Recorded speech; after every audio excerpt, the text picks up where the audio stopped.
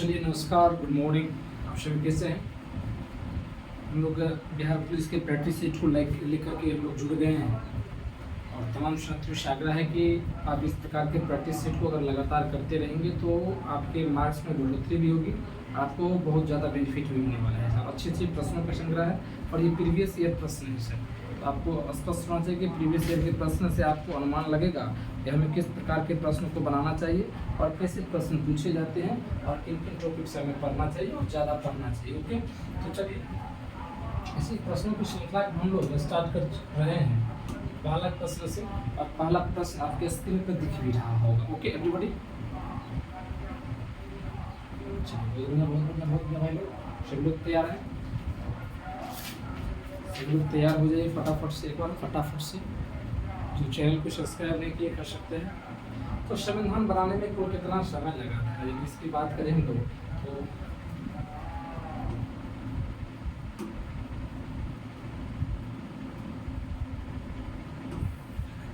हालांकि इसका लाइव दिए थे लेकिन पूरा लाइव नहीं दे पाए थे, पूरा क्वेश्चन नहीं हो सका था, जिस कारण से हम लोगों ने सोचा कि पुनः फिर से उस क्वेश्चन को एक बार एक से हम लोग जहाँ तक टाइपिंग हुआ है वहाँ तक करवा देते हैं।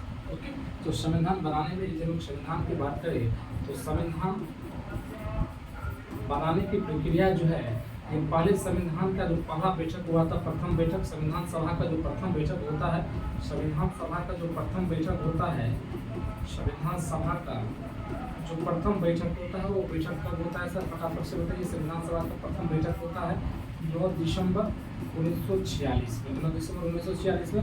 अच्छा, बहुत लोगों को ये लगेगा कि ये क्वेश्चन कल कराया हुआ है, बिल्कुल कराया हुआ है, हम भी इस बात से सहमत है, लेकिन वो पूरा हमारा सीरीज हो नहीं सका था, इसीलिए एक बार आज इस सीरीज को पूरा कर देते हैं। इसीलिए आप लोग कभी भी इस बात को लेकर संशय बने रहिए कि सर ये रिपीटेड क्वेश्चन, और बढ़िया है कि ये आपको रिविजन भी हो जाएगा। और चूँकि लगभग जो 70-80 क्वेश्चन का एक सीरीज था उसको हम लोग नहीं कल कर पाए थे, क्योंकि स्वास्थ्य के खराब के कारण हम लोग नहीं कर पाए थे, तो सोचे एक बार रिविजन करवा देते हैं। और सर संविधान सभा की प्रथम बैठक जो हुई थी 9 दिसंबर 1946 को, इसी बैठक में निर्णय लिया गया था किसको बनाने के लिए, तो संविधान निर्माण के लिए। इसी प्रथम बैठक से संविधान बनाने की प्रक्रिया शुरू हो गई थी और बनते बनते सर ये बनकर तैयार हुआ था 26 नवंबर 1949 को। कब बनकर तैयार हुआ था? 26 नवंबर 1949 को संविधान बनकर तैयार हो गया था। संविधान बनकर तैयार हो गया था, संविधान बनकर तैयार हो गया था, संविधान बनकर तैयार हो गया था। ये बात आपको पता होना चाहिए कि संविधान बनकर तैयार हो गया था। और जब ये संविधान बना था, देख लीजिए 26 नवंबर 1949 को बना है और बनने की प्रक्रिया कब स्टार्ट हुई है? 9 दिसंबर 1946 को। तो इतना दिन में यदि जोड़ेंगे कुल कितना समय लगा था, तो लगा था 2 वर्ष 11 महीना 18 दिन, 2 वर्ष 11 महीना 18 दिन ये समय लगे थे। यहाँ से लेकर यहाँ तक के समय को देखेंगे तो 2 वर्ष 11 महीना 18 दिन का समय लगा था। और जब संविधान सर बन के तैयार हो गया है कि 26 नवंबर 1949 को, तो इसी दिन सर संविधान के कुछ अनुच्छेद को भी लागू कर दिया गया था। सब 5, 6, 7, 8 हो गया, 7, 8, 9, 60 हो गया, 324 हो गया। इस प्रकार से सर हम लोग कह सकते हैं कि संविधान जब बन के तैयार हुआ था यानी कि 26 नवंबर 1949 को, उसी दिन संविधान के कुछ अनुच्छेद को क्या किया गया था? लागू कर दिया गया था। इससे कहा जा सकता है कि संविधान आंशिक रूप से लागू 26 नवंबर 1949 को ही हो गया था। इस प्रकार से हम लोग कह सकते हैं कि संविधान जो है वो आंशिक रूप से लागू हो गया था। संविधान आंशिक रूप से लागू हो गया था, आंशिक रूप से लागू 26 नवंबर 1949 को हो गया था। 26 नवंबर 1949 को हो गया था, इसलिए 26 नवंबर को हम लोग संविधान दिवस के रूप में मनाते हैं। 26 नवंबर को संविधान दिवस के रूप में मनाते हैं, संविधान दिवस के रूप में मनाते हैं। और इस संविधान को बनने में 60 देशों का मदद लिया गया। ऐसा कहा जाता है कि ये संविधान जो है वो कितने देशों के सम्मिश्रण संविधान है, 60 देशों के जो अच्छी चीज़ है उसको हमारे संविधान में डाला गया है सर। और इस संविधान के संविधान के मूल प्रति को किस गैस में रखा गया था? तो इसके मूल प्रति को हीलियम गैस में रखा गया था। किस गैस में रखा गया था? हीलियम गैस में रखा गया था। और संविधान को अंग्रेजी में किसने लिखा था? तो प्रेम बिहारी मराई ने लिखा था, प्रेम बिहारी नारायण के द्वारा लिखा गया था। संविधान को लिखने का काम किसके द्वारा किया गया था? प्रेम बिहारी नारायण के द्वारा लिखने का काम किया गया था संविधान को, और लिखा गया था अंग्रेजी भाषा में। किस भाषा में सर? अंग्रेजी भाषा में लिखने का काम किसके द्वारा? प्रेम बिहारी नारायण के द्वारा किया गया था, प्रेम बिहारी नारायण के द्वारा किया गया था। और पूरे संविधान सभा का जो है सर बैठक जो होता है वो बैठक होता है 11 बैठक कुल होता है। कितने बैठक होते हैं? 11 बैठक होते हैं, जिसमें कहा जाता है कि 7वीं बैठक में गांधी जी की मृत्यु हो जाती है और इसी बैठक में गांधी जी को श्रद्धांजलि भी दी जाती है। तो इस प्रकार से इस क्वेश्चन का जो हल होगा 2 वर्ष 11 महीना 18 दिन, 2 वर्ष 11 महीना 18 दिन भी हमारा इस क्वेश्चन का राइट आंसर हो जाएगा सर। ओके, चलिए हम लोग बढ़ जाए, चलिए बढ़ते हैं हम लोग। दूसरा सर, कागज उद्योग से बिहार की कौन सी नदी सबसे ज्यादा प्रदूषित होती है? तो वो गंगा नदी है। कौन सी नदी होती है? गंगा नदी। क्योंकि आपको पता होना चाहिए कि बिहार में सबसे अधिक जो बहने वाली नदी है वो गंगा नदी है। लेकिन गंगा नदी की बात करें तो गंगा नदी का यदि हम लोग बात करें तो गंगा नदी का उद्गम स्थल जो है गंगा नदी का उद्गम स्थल बेसिकली कहाँ है? तो उत्तराखंड के गंगोत्री से निकलती है। कहाँ से निकलती है? उत्तराखंड के गंगोत्री से निकलती है, उत्तराखंड के गंगोत्री से निकलती है। और चूंकि बिहार के संदर्भ में पूछा गया है, किसके संदर्भ में पूछा गया है? बिहार के संदर्भ में पूछा गया है। किसके संदर्भ में पूछा गया है? बिहार के संदर्भ में पूछा गया है। इसको थोड़ा सा लोग कैसे बिहार के संदर्भ में चूंकि पूछा गया है तो चलिए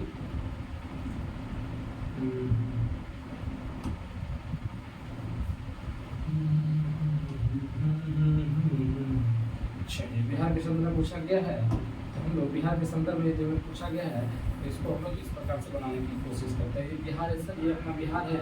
और ये यदि हम लोग बात करें तो यहाँ यूपी है और यहाँ सर उत्तराखंड है। बेसिकली यहाँ उत्तराखंड से गंगा नदी निकलती है, किस गंगोत्री से निकलती है और यूपी में प्रवेश करते हुए बिहार में सर चौसा के निकट, बिहार में कहाँ? बिहार में चौसा के निकट, यहाँ चौसा के निकट बिहार में प्रवेश करती है ये गंगा नदी और यहाँ से निकल जाती है। कहाँ से निकल जाती है? कटिहार के कुर्सेला से बाहर निकल जाती है और अपने जल को बंगाल की खाड़ी में गिराती है। और पूरे बिहार में सर ये जो प्रवाहित होती है बहती है 445 किलोमीटर। पूरे बिहार में कितना किलोमीटर बहती है? 445 किलोमीटर बहती है। लेकिन पूरे बिहार में बहती है कितना किलोमीटर? पूरे बिहार में जो प्रवाह करती है पूरे बिहार में 445 किलोमीटर बहती है। कितना किलोमीटर बहती है? 445 किलोमीटर बहती है। क्योंकि बात करें पूरे बिहार में सबसे अधिक किस जिला में बहती है? तो सबसे अधिक जो बहती है ये पटना जिला में बहती है और पटना में 99 किलोमीटर बहती है। पटना में कितना किलोमीटर बहती है? 99 किलोमीटर बहती है। यदि बात करें गंगा नदी की तो ये भारत की सबसे पवित्र नदी और भारत की सबसे लंबी नदी भी है। भारत की सबसे लंबी नदी है। तो लंबी नदी है तो निश्चित रूप से इसका कुछ लंबाई होगा। लंबाई है सर 2525 किलोमीटर। कितना लंबाई है? 2525 किलोमीटर है और ये सबसे पवित्र नदी की श्रेणी में भी आता है। और भारत में गंगा नदी की लंबाई कितना किलोमीटर है? कितना किलोमीटर है सर? 2525 किलोमीटर है। क्योंकि गंडक नदी की बात करेंगे, देखिए रात में थोड़ा सा स्वास्थ्य खराब था, इसीलिए थोड़ा टेंशन था कुछ, इसीलिए हम लोग लाइव दिए थे लेकिन उतना डिटेल डिस्कशन नहीं किए थे। इसके लिए हम लोग क्षमा चाहते हैं। कुछ परेशानियाँ थी और लाइफ में हर एक आदमी की लाइफ में कुछ ना कुछ परेशानियाँ आता है जिसको झेलना भी को पड़ेगा, तो हम झेल रहे हैं, कोई दिक्कत की बात नहीं। तो यहाँ सर है, यहाँ से गंडक नदी, ये गंडक नदी है और ये गंडक नदी निकल रही है नेपाल से, बेसिकली नेपाल से निकल रही है और नेपाल से निकलने के बाद और यहाँ आके गंगा नदी में मिल जाती है। यहाँ के गंगा नदी में मिल जाती है। ये गंडक नदी है, ये गंडक नदी है। उसके बाद कोसी नदी के बारे में सबों को पता होगा कि ये हमारा सब कोसी नदी है, ये हमारा कोसी नदी है। और कोसी नदी बेसिकली जो निकल रहा है नेपाल के गोसाई धाम से निकल रहा है। कहाँ से निकल रहा है? नेपाल के गोसाई धाम से निकलते हुए बिहार में सुपौल में प्रवेश करती है। बिहार में कहाँ प्रवेश करती है? सुपौल में प्रवेश करती है और गंगा नदी में कटिहार के कुर्सेला में गंगा नदी में मिल जाती है। यदि बात करेंगे कोसी नदी की तो कोसी नदी को बिहार की शोक नदी कहा जाता है। बिहार की शोक नदी किस नदी को कहा जाता है? तो कोसी नदी को कहा जाता है। और उत्तर बिहार में सर, उत्तर बिहार में बाढ़ का कारण, सबसे बड़ा बाढ़ का कारण कौन सा नदी है? तो कोसी नदी है। जबकि सोन नदी देख लीजिए, दक्षिण बिहार की नदी है, दक्षिण बिहार की नदी है और दक्षिण बिहार की नदी है कौन सा नदी? सोन नदी है। और ये निकलती है कहाँ से? ये निकलती है बेसिकली मध्य प्रदेश के अमरकंटक पहाड़ी से। कहाँ से निकलती है? मध्य प्रदेश के अमरकंटक की पहाड़ी से निकलती है, मध्य प्रदेश के अमरकंटक पहाड़ी से निकलती है। और यहाँ पटना के निकट सर आपको गंगा नदी में मिल जाती है, पटना के नजदीक गंगा नदी में मिल जाती है। तो चारों प्रकार की नदी को आपने देख लिया सर। आगे हम लोग बढ़ जाते हैं। चलिए आगे सेरिकल्चर की यदि हम बात करेंगे तो सेरिकल्चर का संबंध किससे है सर?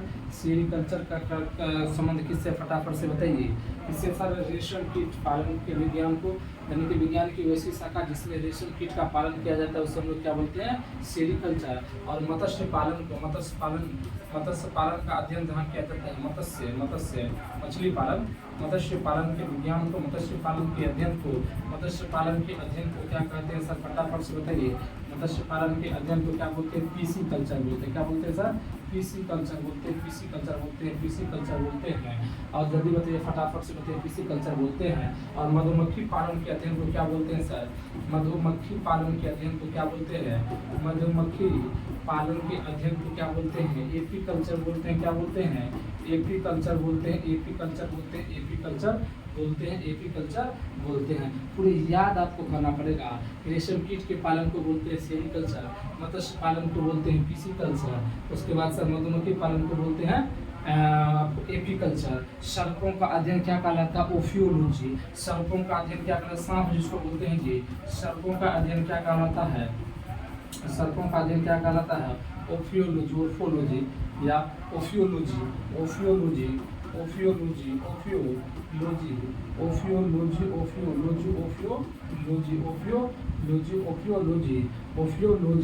हड्डी के अध्ययन को क्या बोलते हैं? जल्दी बताइए। तो हड्डी के अध्ययन को क्या बोलते हैं?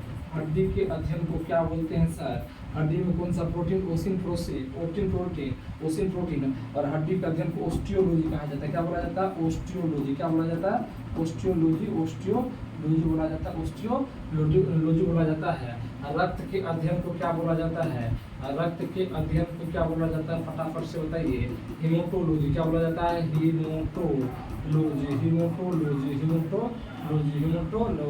अच्छा, कवकों के अध्ययन को क्या कहा जाता है? फाइकोलॉजी। सवालों के अध्ययन को माइकोलॉजी। याद करते भी चलिएगा सर, जितना जगह है उतना हम लोग लिखाने का प्रयास भी करते चलते हैं। आगे बढ़ते। मधुमक्खी के डंक में कौन सा एसिड पाया जाता है? तो मधुमक्खी के डंक में सर आपको कौन सा एसिड पाया जाएगा? Formic acid. और फॉर्मिक एसिड का सूत्र होता है HCOOH, इसे फॉर्मिक एसिड कहते हैं। साधारण नाम है ये। फॉर्मिक एसिड क्या है सर? ये साधारण नाम है। देखिए जी, IUPAC नाम की बात करेंगे, इसका IUPAC नाम की बात करें, IUPAC नाम होता है इसका मेथेनोइक एसिड। कौन सा एसिड? Methanoic acid. जबकि 5 से लेकर के 8% तक एसिटिक अम्ल को, किस अम्ल को? एसिटिक एसिड को हम लोग क्या बोलते हैं? सिरका बोलते हैं। क्या बोलते हैं सर? सिरका, या इसी को बोलते हैं इंग्लिश में क्या? विनेगर। क्या बोलते हैं? विनेगर।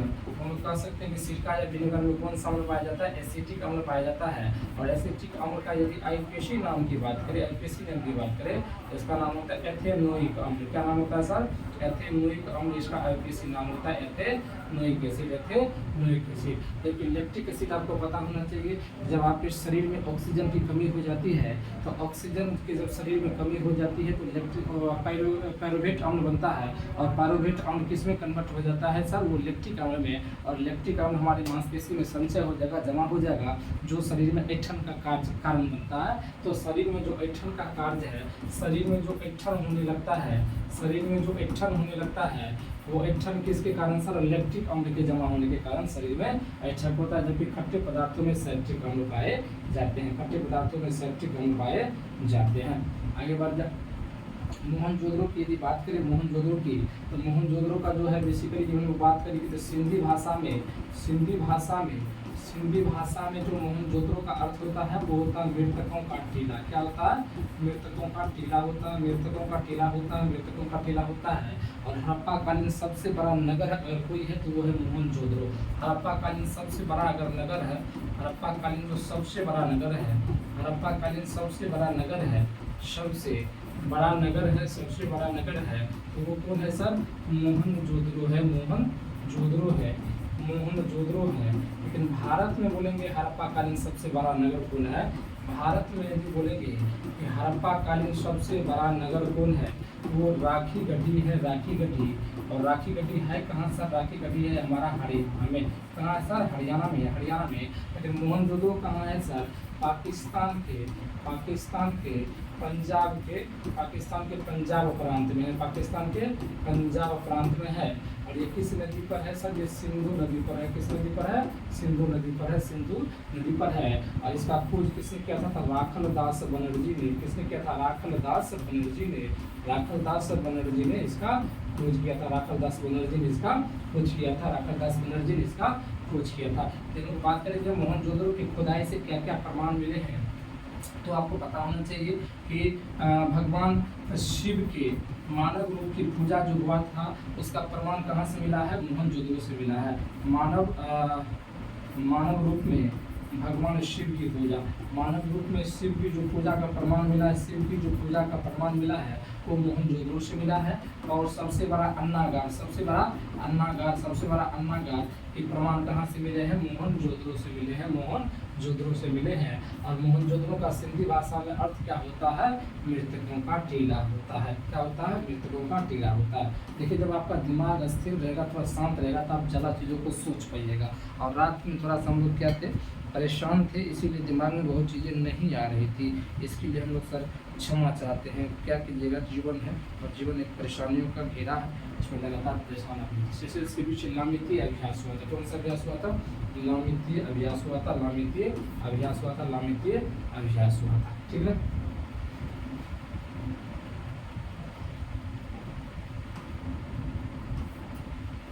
रक्त का बात करेंगे तो रक्त का पीएच मान, रात में भी डिस्कशन किए थे कि रक्त का पीएच मान जो होता है, रक्त का पीएच मान बेसिकली होता है 7.4।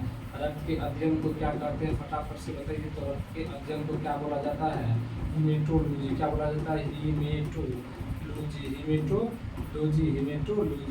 रक्त को समानतम रात में भी पढ़े थे कि रक्त को 2 भाग में बांट के पढ़ते हैं। एक तो रक्त में तरल पदार्थ जो पाए जाते हैं उस तरल वाले पदार्थ को बोलते हैं प्लाज्मा, और जो ठोस पदार्थ पाए जाते हैं उसको बोलते हैं कणिका। क्या बोलते हैं? कणिका बोलते हैं। और कणिकाएं सामान्यतः 3 प्रकार के होते हैं, आरबीसी, उसके बाद डब्ल्यूबीसी, उसके बाद सर प्लेटलेट्स। ये 3 प्रकार की कणिकाएं पाई जाती है रक्त में। जबकि प्लाज्मा में सर 90% जल पाए जाते हैं। क्या पाए जाते हैं? 90% जल पाए जाते हैं। 7% प्रोटीन पाए जाते हैं। और जबकि आपको 3% जो है अकार्बनिक लवण पाए जाते हैं। अकार्बनिक लवण पाए जाते हैं। अकार्बनिक लवण पाए जाते हैं सर। और यदि प्रोटीन की बात करेंगे तो 7% प्रोटीन में 3 प्रकार के प्रोटीन है। एक तो सर आपको पहला प्रोटीन का नाम जल्दी बताइए। अल्बुमिन है, अल्बुमिन प्रोटीन है। दूसरा का सर ग्लोबुमिन है, ग्लोबुमिन प्रोटीन है। और तीसरा का नाम है फाइब्रिनोजेन। क्या नाम है? फाइब्रिनोजेन प्रोटीन है। अल्बुमिन प्रोटीन है, ग्लोबुमिन है, फाइब्रिनोजेन है। तो यहाँ से क्वेश्चन आएगा कि रक्त के थक्का को जमाने में, रक्त के थक्का को जमाने में, रक्त के थक्का को जमाने में कौन सा प्रोटीन? Fibrinogen protein.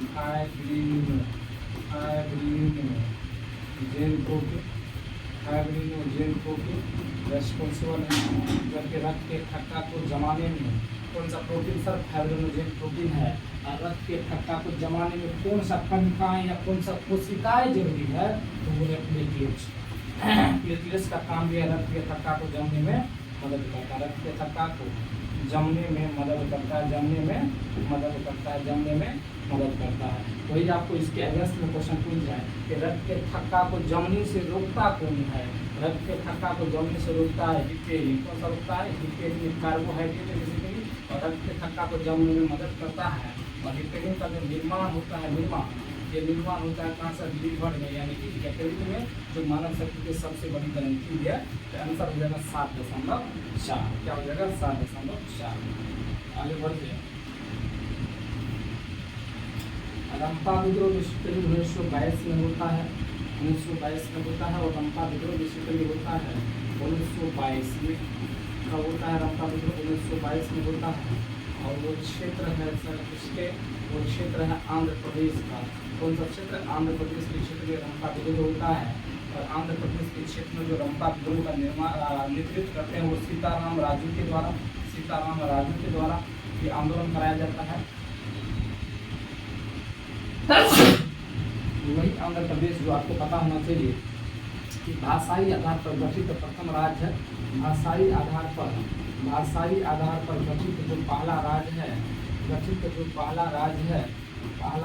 है वो अपना क्या है सर, आंध्र प्रदेश आंध्र प्रदेश है। और भाषाई आधार पर इसका गठन कब हुआ था? 1953 में हुआ था। कब हुआ था? 1953 में। क्योंकि आपको पता होना चाहिए कि 1953 में राज्य पुनर्गठन एक आयोग आया था, राज्य पुनर्गठन आयोग। और उस राज्य पुनर्गठन आयोग का नाम क्या था? फजल अली आयोग। क्या नाम था? फजल अली की अध्यक्षता में राज्य के पुनर्गठन को लेकर के एक आयोग का गठन किया गया जिसका नाम था फजल अली आयोग। और ये आयोग का गठन होता है 1953 में। अपना रिपोर्ट होता है 1955 में। और इस रिपोर्ट में बताता है कि राज्यों का पुनर्गठन प्रशासनिक आधार पर नहीं होगा जबकि भाषाई आधार पर होगा। और भाषा के आधार पर गठित पहला जो राज्य था वो था अपना आंध्र प्रदेश। कौन था? आंध्र प्रदेश है। ठीक है ना। तो चलते हैं। उसके बाद 1919 का हम लोग पढ़े थे रॉलेट एक्ट के बारे में पढ़े थे, जिसे बिना वकील, बिना दलील, बिना अपील का कानून भी कहा जाता है। और इसी के अगेंस्ट में सर जलियांवाला बाग यानी बैसाखी के पूर्णिमा के दिन जलियांवाला बाग में सैफुद्दीन किचलू और सत्यपाल मलिक के खिलाफ लोगों ने इकट्ठा हुआ था और गोली चलाने का आदेश दिया गया था माइकल ओडायर के द्वारा। उस समय पंजाब के पुलिस कप्तान थे माइकल ओडायर। और सर वहाँ आके जो सेना के कमांडर हुआ करते थे उसका नाम था रेनिगल्ड ओडायर। क्या नाम था? रेनिगल्ड ओडायर था। तो चलिए, बांग्लादेश में ब्रह्मपुत्र नदी को क्या कहा जाता है? बहुत आसान क्वेश्चन है, आपको बताई भी थी रात में भी इस प्रकार की रात सेम ही क्वेश्चन है, खाली थोड़ा परेशानी था कि हम लोग रात में ज़्यादा डिस्कशन नहीं कर पाए थे और समस्या यही। तो जमुना हो जाएगा, क्या हो जाएगा? जमुना हो जाएगा। लेकिन इसी जब गंगा नदी बांग्लादेश में प्रवेश करती है, जब गंगा नदी बांग्लादेश में प्रवेश करती है तो किस नाम से जानी जाती है? पद्मा के नाम से जानी जाती है। यानी कि जब गंगा नदी जो है सर, जब गंगा नदी जो है कहाँ प्रवेश करती है? जब गंगा नदी बांग्लादेश में प्रवेश करती है, बांग्लादेश में प्रवेश करती है तो किस नाम से जानी जाती है? प्रवेश करती है तो किस नाम से जानी जाती है? तो किस नाम से जानी जाती है? तो पद्मा के नाम से जानी जाती है। पद्मा के नाम से जानी जाती है। पद्मा के नाम से जानी जाती है। ये बात आपको पता रहना चाहिए। और बंगाल कोलकाता में सर आपको पता होना चाहिए गंगा नदी जो बहती है वो हुगली के नाम से बहती है। किस नाम से बहती है? हुगली के नाम से बहती है। किस नाम से बहती है भाई लोग? हुगली के नाम से बहती है। पक्की बात है सर, ये आपको पता होना चाहिए। और ऐसा कहा जाता है कि गंगा और ब्रह्मपुत्र की धारा, ये आपको पता होना चाहिए सर कि ये अपना प्यारा सा भारत है। और ये कौन सा खाड़ी है सर? बंगाल की खाड़ी है। कौन सा खाड़ी है सर? बंगाल की खाड़ी है। और ये अपना है हिंद महासागर और ये है अपना अरब सागर। ये आपको पता होना चाहिए। भारत तीनों तरफ से समुद्र से घिरा हुआ है, इसीलिए भारत को हम लोग प्राद्वीपीय भारत भी कहते हैं। क्या बोलते हैं? प्राद्वीपीय भारत कहते हैं। क्यों कहते हैं? क्योंकि तीनों तरफ से जल से घिरा हुआ है। और बंगाल की जब गंगा और ब्रह्मपुत्र नदी और पता होना चाहिए कि दुनिया का सबसे बड़ा डेल्टा जो है सुंदरबन का डेल्टा, वो डेल्टा किसके द्वारा बनाया जाता है? गंगा और ब्रह्मपुत्र नदी नदियों के द्वारा सबसे बड़ी डेल्टा का निर्माण भी किया जाता है। और गंगा और ब्रह्मपुत्र नदी जो अपने जल को बंगाल की खाड़ी में गिराती है, तो जल को बंगाल की खाड़ी में गिराने से पहले इनका नाम क्या होता है सर? मेघना होता है। क्या नाम होता है? मेघना होता है। यानी कि बंगाल की खाड़ी में जल को गंगा और ब्रह्मपुत्र की जो संयुक्त धाराएं हैं जब बंगाल की खाड़ी में गिरती है तो गिरने से पहले अपना जल किस नाम से गिराती है? मेघना के नाम से गिराती है। किस नाम से गिराती है? मेघना के नाम से गिराती है। चलिए देख लीजिए, दिमाग जब खाली रहेगा तो डिस्कशन करने में भी मजा आता है सर। ओके, बताए थे कि 1914 में आपको पता होना चाहिए कि प्रथम विश्व युद्ध हुआ था। और प्रथम विश्व युद्ध हुआ था। और प्रथम विश्व युद्ध का कारण आपको क्या होना चाहिए? पता है, ऑस्ट्रिया के राजकुमार हुआ करते थे फर्डिनेंड।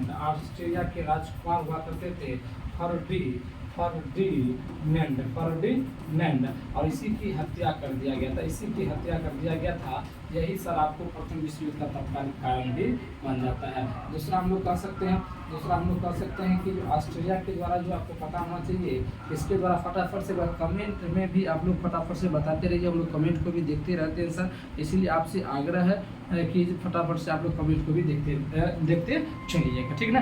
तो अब ऑस्ट्रेलिया द्वारा बताया जाता है कि जब सर्बिया पर जब आक्रमण किया जाता है, किस पर सर? सर्बिया पर जब आक्रमण किया जाता है, तो यही आक्रमण प्रथम विश्व युद्ध का तत्कालिक कारण भी बन जाता है, और यही आक्रमण प्रथम विश्व युद्ध का तत्कालिक कारण भी बन जाता है, यही आक्रमण प्रथम विश्व युद्ध का कारण भी बन जाता है। और ऐसा कहा जाता है कि प्रथम विश्व युद्ध के दौरान संपूर्ण राष्ट्र जो है दो खेमों में बट गया था। राष्ट्र कितने खेमों में बट गया था? दो गुटों में बट गया था। एक तो आपको पता होना चाहिए मित्र राष्ट्र, और दूसरा कौन सा सर? धुरी राष्ट्र। कौन सा राष्ट्र? धुरी राष्ट्र। मित्र राष्ट्र और धुरी राष्ट्र, मित्र राष्ट्र और धुरी राष्ट्र हो गया था। तो प्रथम विश्व युद्ध के का तत्कालिक कारण क्या था कि ऑस्ट्रेलिया का सर्बिया पर आक्रमण करना ही प्रथम विश्व युद्ध का तात्कालिक कारण बना था, प्रथम विश्व युद्ध का तत्कालिक कारण बना था। और कभी कभी डेट भी यदि आपसे पूछ दे प्रथम विश्व युद्ध का, तो जुलाई में स्टार्ट हुआ था। और यदि पूरे डेट को भी पूछ दे कि बता, आप तो जुलाई बोल दिए तो महीना ना बोल दिए सर, लेकिन किधर गया जी, ठीक है, हाँ बढ़ जाए। उसे हत्या किया गया था, बेसिकली हत्या की बात करेंगे तो ये जुलाई में हुआ था, जून में हुआ था। और आक्रमण किया गया था जुलाई में। आक्रमण ऑस्ट्रेलिया के द्वारा सर्बिया को कब किया गया था? जुलाई को। और हत्या किया गया था जून को। हत्या किया गया था जून को। तो सब क्या हो गया कि आर्बिट्रिक फर्डिनेंड की हत्या ही इसका तत्कालिक कारण बना था। किसने संचय के कारण, किसके संचय के कारण? अभी हमने क्वेश्चन पे डिस्कशन किया कि लैक्टिक अम्ल के संचय के कारण जो है थकान महसूस होता है। लैक्टिक अम्ल के संचय के कारण जब बॉडी में ऑक्सीजन की मात्रा कम जाती है तो वो पायरुवेट अम्ल में बदलता है, और पायरुवेट अम्ल किस रूप में जमा होना शुरू हो जाता है? लैक्टिक अम्ल के रूप में जमा होना शुरू हो जाता है, और जो सबसे बड़ा दर्द का कारण भी बन जाता है। आगे आ जाएंगे हम लोग। पौधों की कोशिकाओं में दृढ़ता अभी बताया सर, दृढ़ता प्रदान करने के लिए कोशिका भित्ति होता है। ये कोशिका है सर, कोशिका के अंदर आपको केंद्रक है, और इसके बाहरी तरफ जो है ये जो झिल्ली है, इस झिल्ली को बोलते हैं कोशिका झिल्ली, और इस झिल्ली के चारों तरफ एक और झिल्ली होता है जिसे बोलते हैं कोशिका भित्ति। क्या बोलते हैं? कोशिका भित्ति, जिसे हम लोग सेल वॉल बोलते हैं। और सेल वॉल सिर्फ और सिर्फ किसमें पाए जाएंगे? प्लांट में। किसमें पाए जाते हैं? प्लांट में। जबकि एनिमल वाले सेल में सब कोशिका भित्ति नहीं होता है, कोशिका झिल्ली तक ही सीमित रहता है। तो ये जो सर कोशिका भित्ति है, ये जो सर कोशिका भित्ति है, ये किसका मिलकर बना रहता है? कोशिका भित्ति सेलुलोज का मिलकर बना रहता है। किसका मिलकर बना रहता है? सेलुलोज से मिलकर बना होता है। तो पूछा भी जाता है, कई बार एग्जाम में पूछ दिया जाता है कि कोशिका भित्ति किसका बना होता है? तो सेलुलोज का और पॉलीसेकेराइड, और किसका? पॉलीसेकेराइड का बना होता है। तो कोशिका भित्ति किससे मिलकर बना रहता है? सेलुलोज और किससे? पॉलीसेकेराइड से। और एक बीच में क्या है सर? ये केंद्रक है। बिना केंद्रक के कोशिका की कल्पना नहीं कर सकते। और केंद्रक का खोज आपको पता होना चाहिए 1831 ईस्वी में रॉबर्ट ब्राउन के द्वारा किया गया था। किसके द्वारा सर? रॉबर्ट ब्राउन के द्वारा किया गया था। और ये जो कोशिका है, इसका खोज किसने किया था? तो 1665 में कोशिका की खोज रॉबर्ट हुक किया था। लेकिन वो किस प्रकार की कोशिका था? वो मृत कोशिका था। तो जीवित कोशिका का खोज किसने किया था? जीवित कोशिका का खोज किया था ल्यूमेनहॉक। किसने किया था? ल्यूमेनहॉक। वही ल्यूमेनहॉक जो जीवित, जो सब जीवाणु का खोज भी किया था, प्रोटोजोआ का खोज भी किया था, उसी के द्वारा सर आपको पता होना चाहिए किसका खोज किया गया था? जीवित कोशिका का खोज किया गया था। तो आंसर तो हो जाएगा कोशिका भित्ति। प्लास्टिड सर एक कोशिकांग है, और ये कोशिकांग प्लास्टिड जो कोशिकांग है, ये कोशिकांग किसमें पाए जाएंगे सर? पादप कोशिका में। किसमें पाए जाते हैं? सिर्फ और सिर्फ पादप कोशिका में पाए जाते हैं, यानी कि प्लांट सेल में ये पाए जाते हैं। माइटोकॉन्ड्रिया को हम लोग basically power house of the cell बोलते हैं। कोशिका का सर ऊर्जागिरी किसे कहा जाता है? कोशिका का ऊर्जागिरी किसे कहा जाता है? माइटोकॉन्ड्रिया को कहा जाता है। और माइटोकॉन्ड्रिया भी सर एक कोशिकांग है। क्या है? कोशिकांग है। आगे बढ़ जाए। आर्यों का मूल निवास स्थान।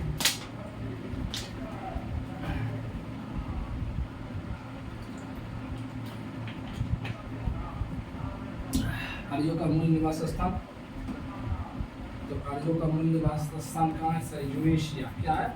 यूरेशिया। और यूरेशिया देखिए दो महादेशों के मिलने से बना है, एक यूरोप और प्लस एशिया। यहाँ के विभिन्न क्षेत्रों में पहले आए थे, यहाँ के विभिन्न क्षेत्रों में यहीं के विभिन्न क्षेत्रों में कौन पहुंचे थे पहले? आर्य वाले, आर्य पहुंचते थे और यहाँ से वो चले गए कहाँ? ईरान। कहाँ चले गए? ईरान। और ईरान से आते हैं मध्य एशिया, ईरान से आते हैं मध्य एशिया। और मध्य एशिया के किस क्षेत्र में?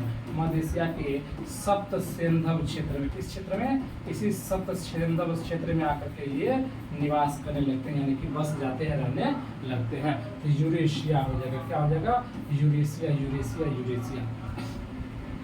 आगे बढ़ जाए, कल वाला ही है लगभग। जामा मस्जिद का निर्माण सबको पता है कि शाहजहां के द्वारा किया गया था। और सर आगरा का मोती मस्जिद भी, आगरा का मोती मस्जिद भी, आगरा का मोती मस्जिद भी, आगरा का मोती मस्जिद का भी निर्माण किसके द्वारा किया गया था सर? मतलब ये शाहजहां के द्वारा किया गया था। अकबर का यदि हम लोग बात करेंगे तो अकबर महान वैसे नहीं हुआ था सर। अकबर का शासनकाल की बात करें तो 1556 से लेकर के 1605 तक इसका शासनकाल रहा है। और इसके शासनकाल की कई घटनाएं जो आपको याद करने योग्य है, क्योंकि सर आपको पता होना चाहिए कि कुतुबुद्दीन ऐबक द्वारा जो पहली बार जो उसे तो जजिया कर सबसे पहली बार मीर कासिम के द्वारा, सॉरी मीर कासिम नहीं, मोहम्मद बिन कासिम के द्वारा किया गया था। लेकिन उसके बाद सर कुतुबुद्दीन ऐबक के द्वारा जजिया कर को लागू किया गया था, लेकिन समाप्त किसके द्वारा किया गया था?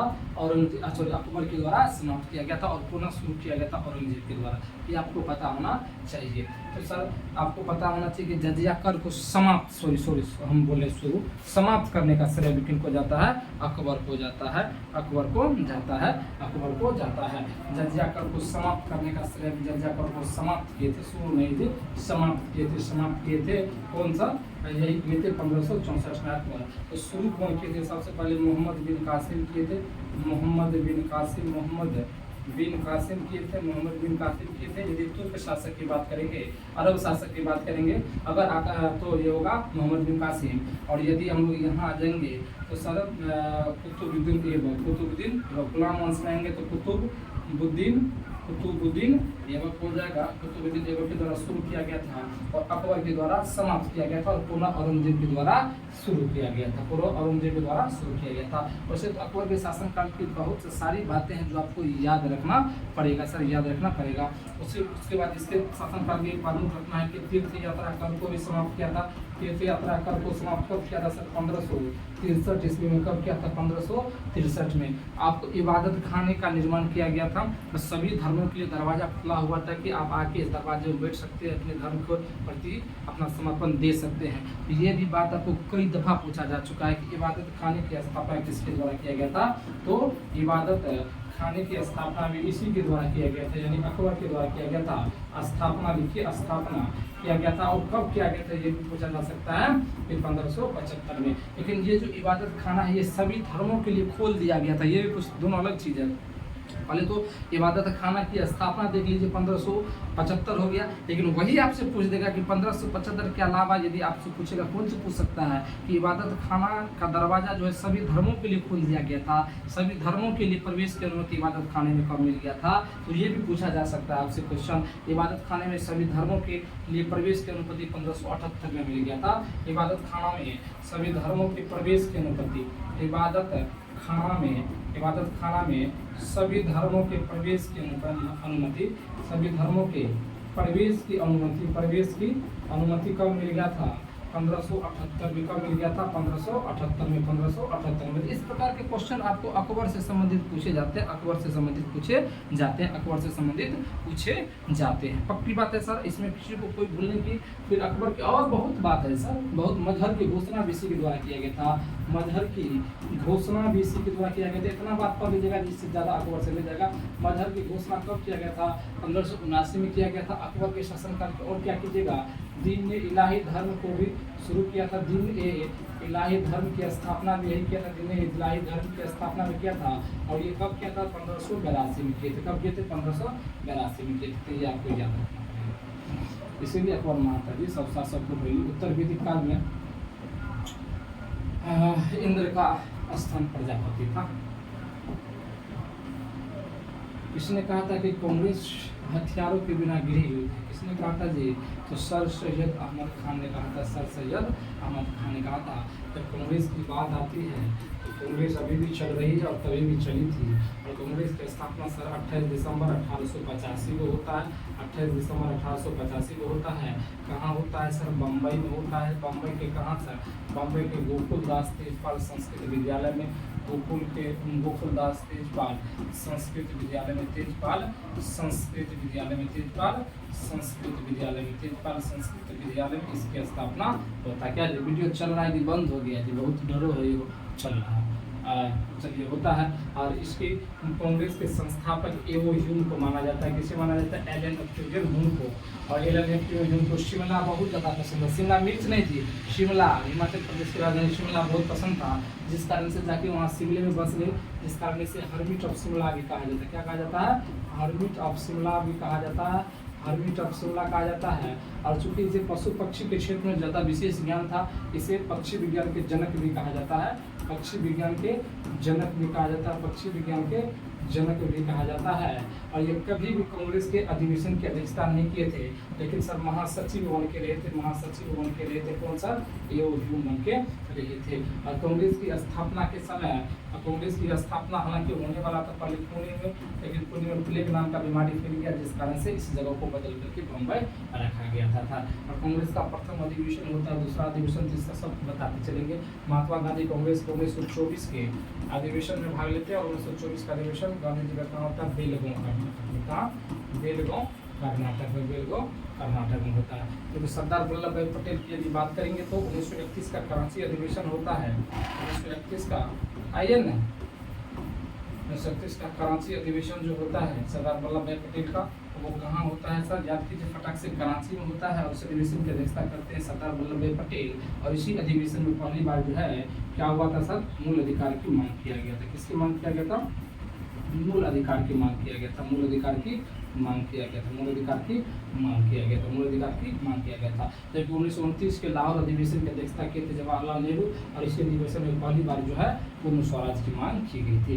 ओजोन परत दिवस सबको पता होना चाहिए कि सर कब मनाया जाता है? ओजोन परत दिवस सबको पता होना चाहिए 16 सितंबर को। 16 सितंबर को। ओजोन गैस का सूत्र भी कभी कभी पूछ देता है, फटाफट से आप ही लोग बताइए। O3 बिल्कुल सही, सबों का आंसर आने लगा। कमेंट बॉक्स में आप सबों से आग्रह है कि यदि आपको आता है तो आप भर सकते हैं कमेंट बॉक्स में, कमेंट के माध्यम से आप जानकारी दे सकते हैं। पक्का?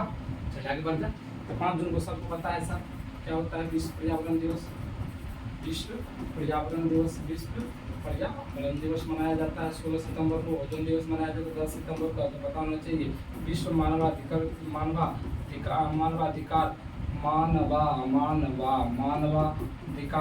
दिवस मनाया जाता है। मानवाधिकार दिवस मनाया जाता है।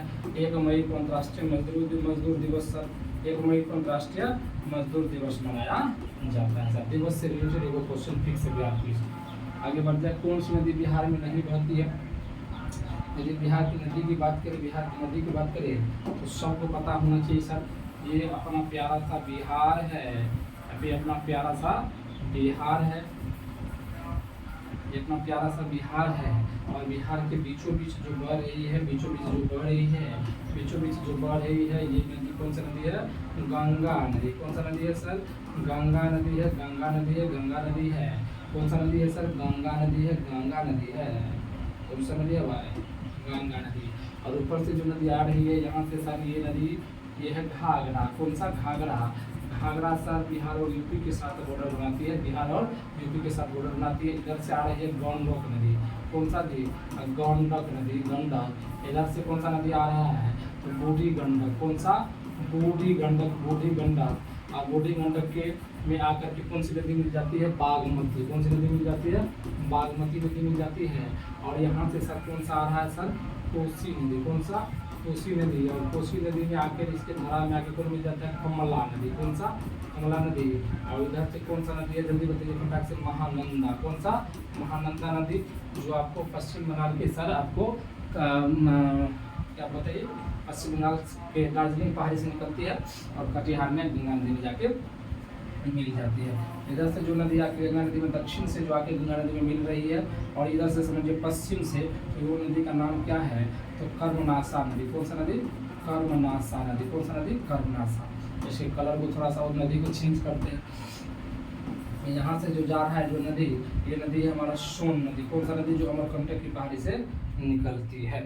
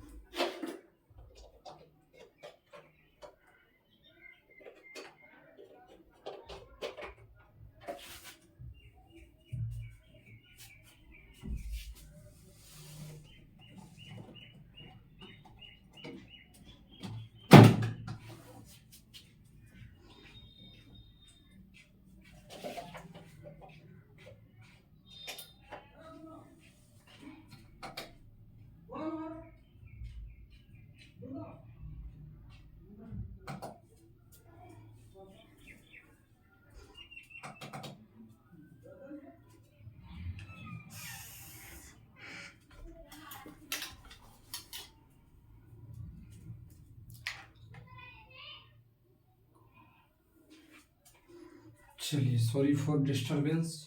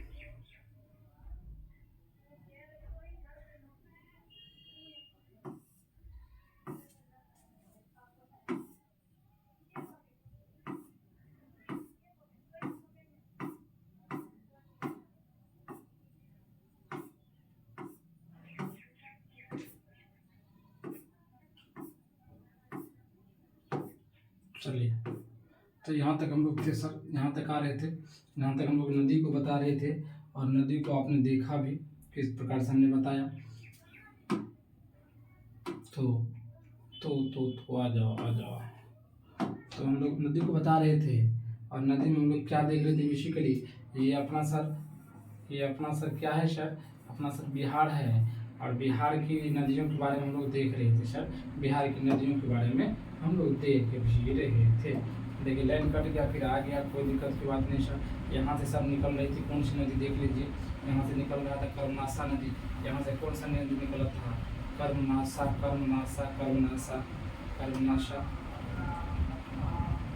ये कौन सा नदी है, कर्मनाशा नदी है। ये कौन सा नदी है, सोन नदी है। कौन सा नदी है, सोन है। ये कौन सा है सर, पुनपुन नदी है। कौन सा नदी है, पुनपुन नदी है। ये कौन सा नदी है, पुनपुन के बाद सर जल्दी फटाफट से बताइए, चूल है सर, चूल है। ये सकरी है, ये सकरी है, ये सकरी है। और ये कौन सा नदी है, अजय नदी है। कौन सा नदी है, अजय नदी है। इधर से तो आके मिल रही थी, ये आपको फटाफट का बता चुके, लाइन कट गया था। ये है महानंदा नदी। कौन सा नदी है, महानंदा नदी। यहाँ से सर आके जो मिल रही है घाघरा नदी। कौन सा है, घाघरा है, फटाक से देखिए। और ये है सर गंडक नदी, गंडक नदी। और ये कौन सा है, बूढ़ी गंडक नदी। इसको चढ़ा देना सामने, बूढ़ी गंडक के बाद बागमती इसमें आके मिल जाती है। ये है कोसी, और कोसी से आगे सर कौन सा नदी, कमला नदी मिल जाती है। तो बिहार में बहने वाली कौन सी नदी नहीं है सर, तो रामगंगा। तो रामगंगा बहती कहाँ है सर, उत्तराखंड में। कहाँ बहती है, उत्तराखंड उत्तर प्रदेश में ये नदी बहती है, उत्तराखंड उत्तर प्रदेश में नदी बहती है।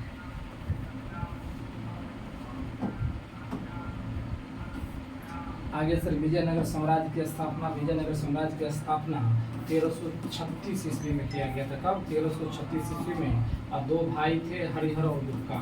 कौन थे, हरिहर और बुक्का, दोनों भाइयों के द्वारा इस साम्राज्य की स्थापना किया गया था। और इस साम्राज्य की जो स्थापना किया गया था, इसकी राजधानी हम्पी थी। किस राजधानी कहाँ थी, हम्पी। और यही साम्राज्य बाद में जाकर चोल वंश का साम्राज्य बेसिकली बन गया। तो बेसिकली क्या बोल सकते हैं, हम्पी जो है इस साम्राज्य की राजधानी थी। आगे बढ़ जाएंगे, चलिए पूछा जा रहा है कि हिरोशिमा, हिरोशिमा में जो बम गिराया गया था, हिरोशिमा पर जो बम गिराया गया था, एटम बम जो गिराया गया था हिरोशिमा पर, एटम बम जो गिराया गया था, बम कहाँ गिराया गया था, हिरोशिमा पर। तो हिरोशिमा कहाँ का शहर है सर, जापान का शहर है। तो किस देश के द्वारा गिराया गया था बम, ये अमेरिका के द्वारा गिराया गया था। और किस देश पर, तो जापान के दो शहर, जापान के एक शहर का नाम है हिरोशिमा, क्या नाम है, हिरोशिमा है, हिरोशिमा है। और दूसरा शहर का नाम क्या है, नागासाकी है सर, नागासाकी है। और इस शहर पर जो गिराया गया था वो 6 अगस्त 1945 को, 6 अगस्त 1945 को। और इस बम का नाम था लिटिल हुआ है, क्या नाम था, लिटिल हुआ है नाम था, बम का नाम था लिटिल हुआ है। और इस पर जो गिराया गया था वो 9 अगस्त 1945 को, 9 अगस्त 1945 को।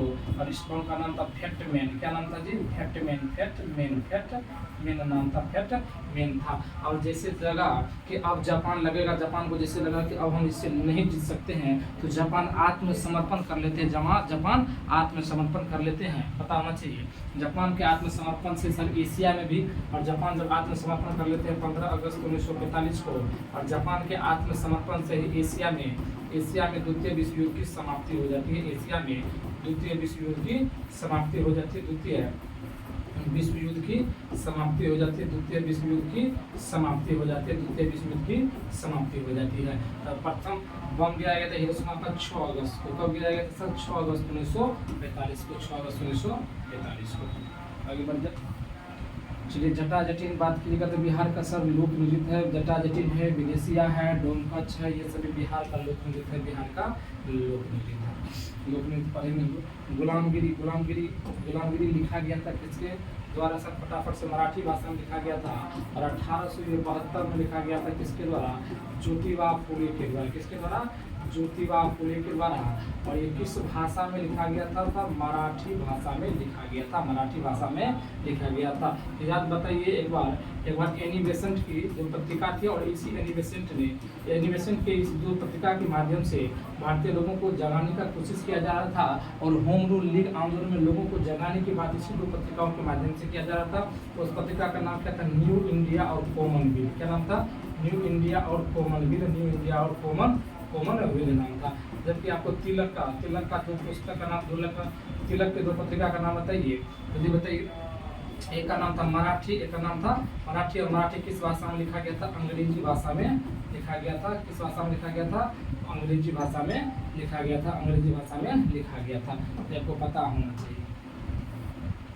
सेबी की वर्तमान में तो 2024 के डाटा के अनुसार सेबी के जो वर्तमान में अध्यक्ष है माधवी पोरिविच है। और इसका काम क्या है सर, इसका काम है किसको कंट्रोल, किसके विनिमय को, वस्तु विनिमय प्रणाली को कंट्रोल करने का, विनिमायक करने का, कंट्रोल करने का काम एक विभाग करता है। कौन सा, सेबी सर, सेबी। आगे बढ़ जाए, फटाफट से हम डिस्कशन कर लेते हैं। निर्वात में ध्वनि की चाल पूछा, और आपको पता होना चाहिए कि ध्वनि की चाल निर्वात में नहीं होगा सर, क्योंकि निर्वात में कोई एयर नहीं है तो ध्वनि गमन नहीं कर सकता। बिकॉज द साउंड नीड्स से medium to travel from one place to another place, यानी कि ध्वनि के गमन के लिए सर मीडियम की यानी माध्यम की आवश्यकता होती है। और निर्वात में तो सर माध्यम है ही नहीं। निर्वात में जब माध्यम नहीं है तो निर्वात में ध्वनि का जो वेग होगा वो 0 मीटर प्रति सेकेंड हो जाएगा। तो निर्वात में किसका चाल होगा सर, प्रकाश की चाल की बात करेंगे। निर्वात में जो प्रकाश की चाल की बात हम लोग यदि करते हैं, निर्वात में यदि लोग प्रकाश की चाल की बात करेंगे तो हो जाएगा 3 × 10⁸ मीटर प्रति सेकेंड, या इसी को लिख सकते हैं 3 × 10⁵ किलोमीटर प्रति सेकेंड। इस प्रकार का आंसर आप दे सकते हैं। आगे बढ़ जाए, चांद पर सबसे पहला जो कदम रखा था तो नील आर्मस्ट्रॉन्ग रखा था, नील आर्मस्ट्रॉन्ग रखा था। ये 20 जुलाई 1969 को रखा था, 20 जुलाई 1969 को रखा था। इसी के 19 मिनट बाद एडविन एल्ड्रिन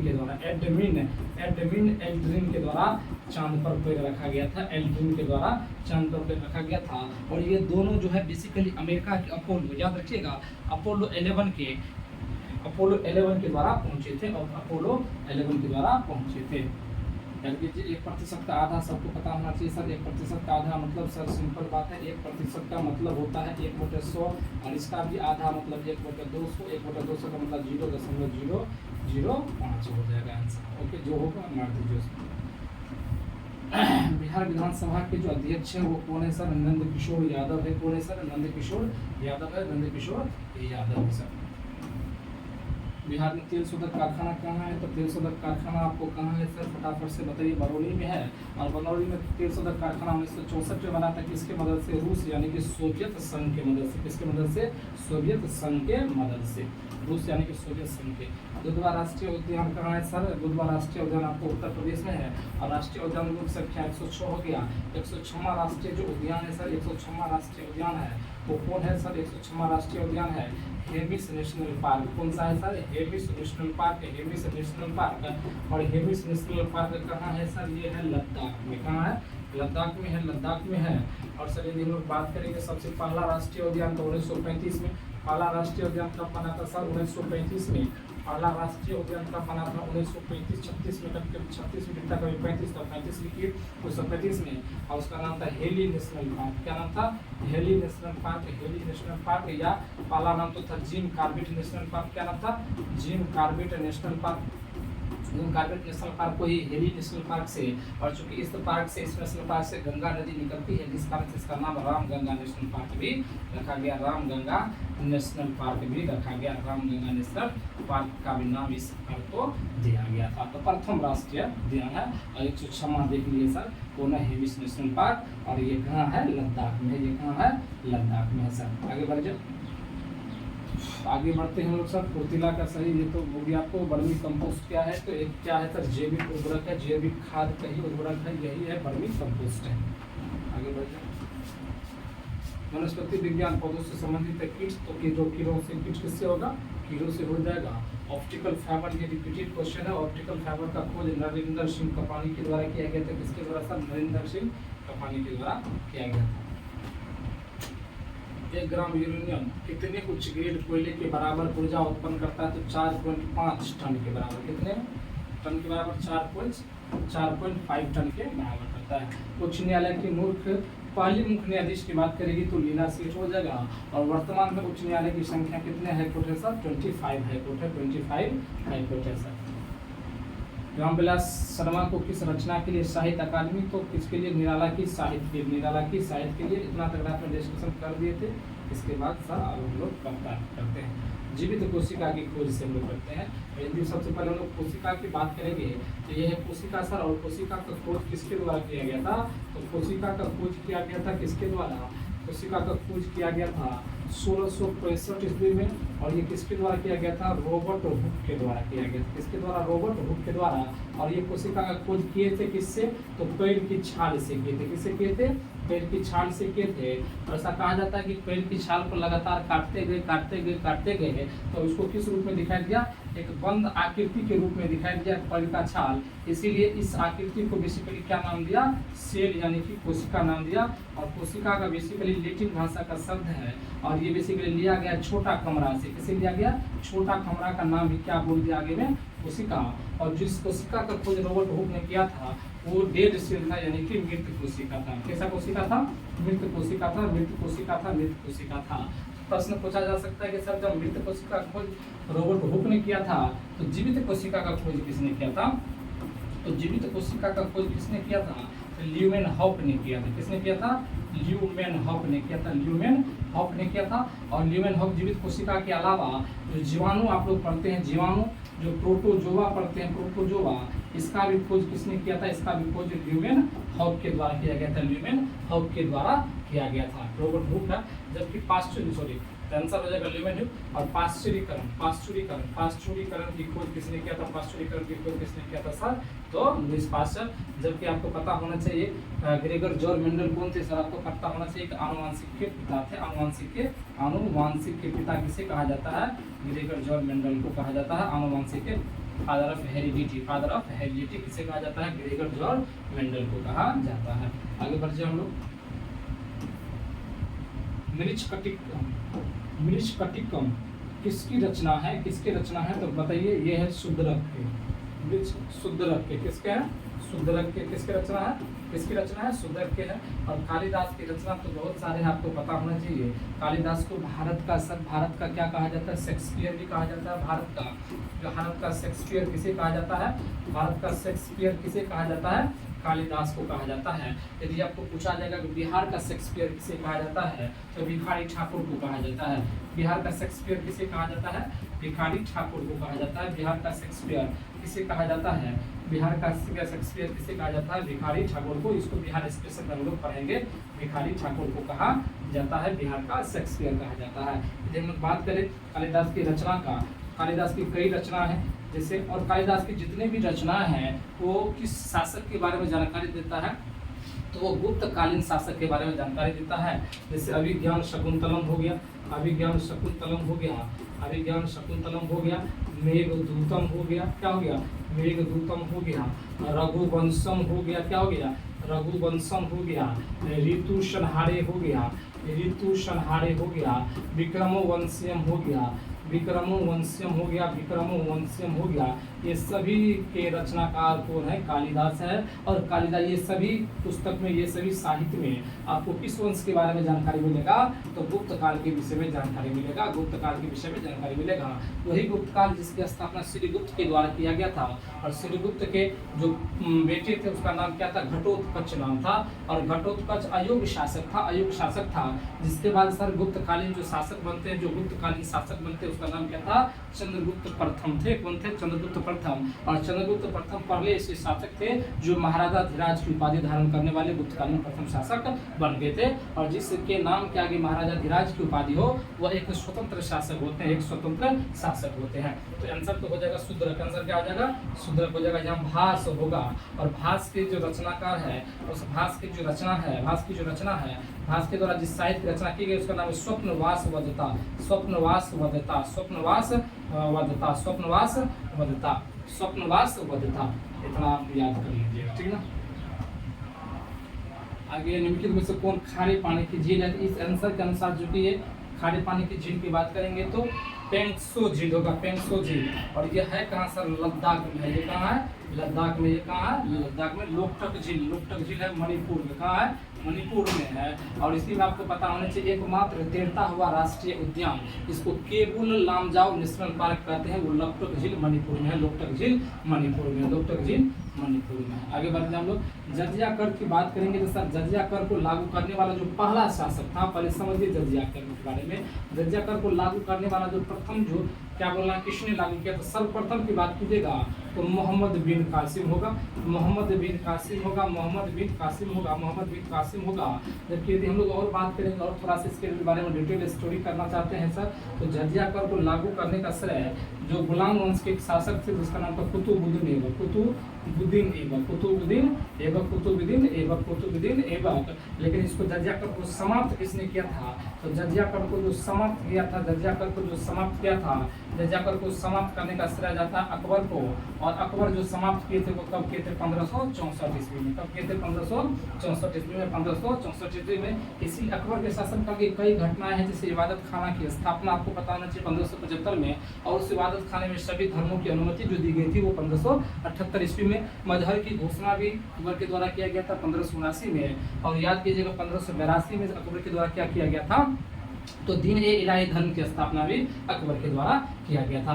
औरंगजेब और अकबर का शासनकाल सबों को पता होना चाहिए कि 1556 से लेकर के 1605 तक रहा है, और 1605 तक रहा है। और इसके शासनकाल की बात कीजिएगा तो 1670 से लेकर 1707 तक, और 1707 में इसका देहांत हो जाता है। इस प्रकार कह सकते हैं कि मुगल काल में औरंगजेब के जाने के बाद एक भी योग्य शासक नहीं रहता है। तो इसके बाद जो शासक बनते हैं उस शासक का नाम होता है मुअज्जम। क्या नाम होता है? मुअज्जम रहता है, मुअज्जम रहता है। योग्य शासक नहीं रहने के कारण मुगल वंश की समाप्ति हम लोग कह सकते हैं कि औरंगजेब के समय से ही हो जाता है, औरंगजेब के समय से ही हो जाता है। जबकि बाबर के शासनकाल की बहुत सारी घटनाएं हैं और बाबर का शासनकाल 1526 से लेकर के 1530 तक, और इनके शासनकाल में कई युद्ध हुए थे। आप सबको पता होना चाहिए, जैसे हम लोग पाए थे बाबर ने खाना खाया, बाबर ने पहले क्या किया, खाना खाया, खाना खा के चल दिया कहाँ जाएगा, घर गया, घर जाके मर गया। तो बाबर देखिए शासन का 1526 से 1530 तक, तो 1526 में सर पानीपत का युद्ध होता है, पानीपत का युद्ध होता है, पानी पी के खाना खाया और पानी पिएगा पहले, तो पानीपत का युद्ध 1526 में बाबर और इब्राहिम लोदी के बीच में होता है। पानी पी के खाना खाएगा मतलब खानवा का युद्ध, यानी बाबर और राणा सांगा के बीच युद्ध होता है, खानवा के युद्ध, और ये 1527 में होगा। और खाना खा के क्या होगा, चलेगा, और चलेगा कहाँ सर, चंदेरी का युद्ध होगा 1528 में। और खाना पानी पी के खाना खाया, खाना खा के चल दिया, और कहाँ जाएगा, घर जाएगा, वह मतलब घाघरा का युद्ध, घाघरा का युद्ध, और घाघरा का युद्ध 1529 में, और घर जाके मर गया 1530 में, मर गया 1530 में। इस ट्रिक के माध्यम से आप बाबर के द्वारा लड़े गए युद्धों का क्रम आप आसानी से याद कर सकते हैं। चलिए आगे बढ़ जाए हम लोग। बिहार का सिल्क सिटी आपको पता होना चाहिए कि सिल्क सिटी किसे कहा जाता है, भागलपुर को कहा जाता है। और भागलपुर में आपको पता होना चाहिए विक्रमशिला विश्वविद्यालय भी कहाँ है सर, विक्रमशिला विश्वविद्यालय भी कहाँ है सर, कहाँ है बताइए, भागलपुर में है। और विक्रमशिला विश्वविद्यालय की स्थापना पाल वंश के एक शासक थे। वैसे तो पाल वंश के जो शासक थे, जो पाल वंश की स्थापना गोपाल के द्वारा किया गया था, लेकिन पाल वंश के एक शासक थे धर्मपाल, क्या नाम था जी, धर्मपाल, इसी के द्वारा विक्रमशिला विश्वविद्यालय की स्थापना किया गया था। गया की बात करें बिहार के दृष्टिकोण से, तो सबसे गर्म जिला भी गया है और सबसे ठंडा जिला भी गया है। मुजफ्फरपुर की लीची को भी जीआई टैग मिला था और सबसे प्रसिद्ध लीची है वहाँ का। और पटना तो सबको पता होना चाहिए, पटना का प्राचीन नाम क्या था, पहले कुसुम था, क्या नाम था, कुसुम था, यानी कि फूल यहाँ बहुत ज्यादा खिलता था, इसीलिए इसका नाम कुसुम या पुष्पपुर भी नाम था प्राचीन काल में। इसको पाटलिपुत्रा भी कहते थे, क्या बोलते थे, पाटलिपुत्रा, क्योंकि यहाँ सबसे अधिक पाटिल नाम के एक वृक्ष पाए जाते थे, जिस कारण से पटना को पाटलिपुत्रा भी कहा जाता था। और एक औरंगजेब का पोता का नाम था आजिम, औरंगजेब के पोता का नाम था अजीम, औरंगजेब के पोता का नाम था अजीम, जिस कारण से पटना को अजीमाबाद भी कहा गया, क्या कहा गया, अजीमाबाद। तो ये पटना के कई नाम हैं जिससे भी प्रश्न पूछे जाते हैं। वैसे जब से पूछा जाए कि पटना शहर को बसाया किसने था, वैसे तो पटना का पुराना नाम पाटलिपुत्रा था, तो इसको बसाने का श्रेय आपको हर्यक वंश के शासक थे उदायन को जाता है। पटना के संस्थापक के रूप में उदायन को हम लोग कह सकते हैं। तो ये भी हुआ सर क्वेश्चन। गौतम बुद्ध की हम लोग चर्चा करें तो आपको पता होना चाहिए सर, गौतम बुद्ध से यानी बौद्ध धर्म और जैन धर्म से वो क्वेश्चन फिक्स रहता है बिहार पुलिस में। और गौतम बुद्ध की यदि हम लोग बात करेंगे तो इसका जन्म आप सबको पता होना चाहिए, इसका जन्म हुआ था 563 ईसा पूर्व में। और कहाँ हुआ था, तो नेपाल के लुम्बिनी में हुआ था, नेपाल के लुम्बिनी में हुआ था, नेपाल के लुम्बिनी में हुआ था। और इसकी माता का नाम क्या था सर, महामाया नाम था, महामाया था। लेकिन ऐसा कहा जाता है कि इसके जन्म के 7वें दिन इसकी माता का देहांत हो जाता है, जन्म के 7वें दिन महामाया का देहांत हो जाता है, जन्म के 7वें दिन महामाया का देहांत हो जाता है। इसकी जो मौसी रहती है प्रजापति गौतमी के द्वारा इनका लालन पालन किया जाता है, प्रजापति गौतमी के द्वारा इसका लालन पालन किया जाते हैं। इनके जो पिता रहते हैं और इनके पिता का नाम क्या है जल्दी बताइए, शुद्धोधन है, इनके पिता का नाम है शुद्धोधन, जो कि शाक्य गण के मुखिया थे, शाक्य वंश के मुखिया थे। कभी कभी गौतम बुद्ध के वंश के बारे में भी पूछ देता है कि गौतम बुद्ध किस वंश से संबंधित थे, तो शाक्य वंश से संबंधित थे।